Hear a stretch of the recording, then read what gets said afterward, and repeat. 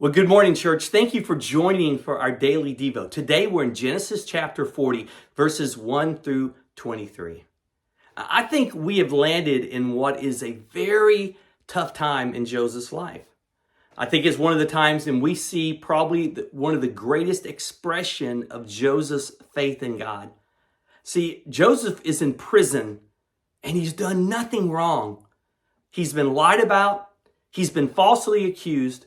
And now he finds himself in prison without any sentence. He's just there until he may spend the rest of his life there. He could possibly die there. And though we know the rest of the story, so we're not sweating it, from Joseph's point of view, it could be easy at this point to wonder, God, are you there? God, do you care?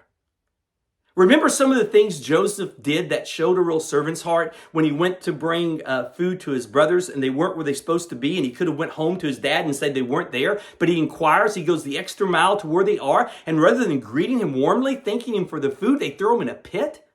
And then they sell him as a slave, profiting off that sale, knowing Joseph was going to die in Egypt.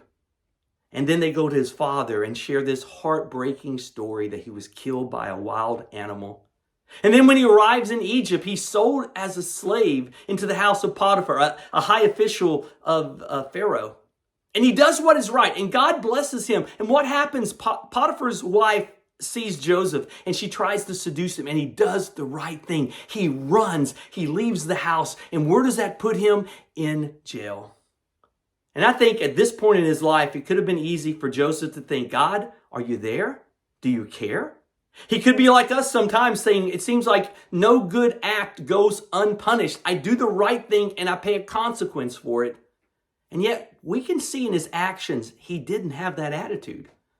A matter of fact, I think he fulfills a scripture written in Proverbs, hundreds and hundreds of years in the future. He's fulfilling that principle now. It's from Proverbs 3, 5 and 6, where it says, trust in the Lord with your whole heart. Do not lean on your own understanding. In all your ways acknowledge him, and he will make your paths straight. See, I think we see that because what happens is there are two other people who've been thrown into jail, and they have these dreams, and they're disturbed. And he could have just left it alone, but he acknowledges God. He says, listen, the dreams are God's thing. Let me know about it and I'll interpret it. There was no benefit for doing that really for him. And yet he helps them. And as he interprets the dream, one is an awesome interpretation. 3 days from then, Pharaoh's going to bring him up and he'll be reinstalled. And the other one, not so good. 3 days from then, he is going to be executed by Pharaoh. And the dreams are fulfilled. And he only asked that they remember him and that they would tell Pharaoh about him. But the one who has the wonderful dream, he soon forgets about Joseph. And it could, again, look like Joseph did something and God either wasn't there or he doesn't care. And yet, as we're going to find out in the story, what he did for that one servant of Pharaoh is the door that opens what God is about to do in his life. So listen, he trusted in God with his whole heart. He didn't lean on his own understanding, but in all his ways, he acknowledged God. And guess what? God is the one who makes his path straight. Now listen, guys, I just want to ask you, do you may be in the middle of life right now and you have a series of things in which you've been treated wrongly, where you did the right thing, but rather than being rewarded, you almost have been punished for what you've done. I want to let you know, God is there and he cares.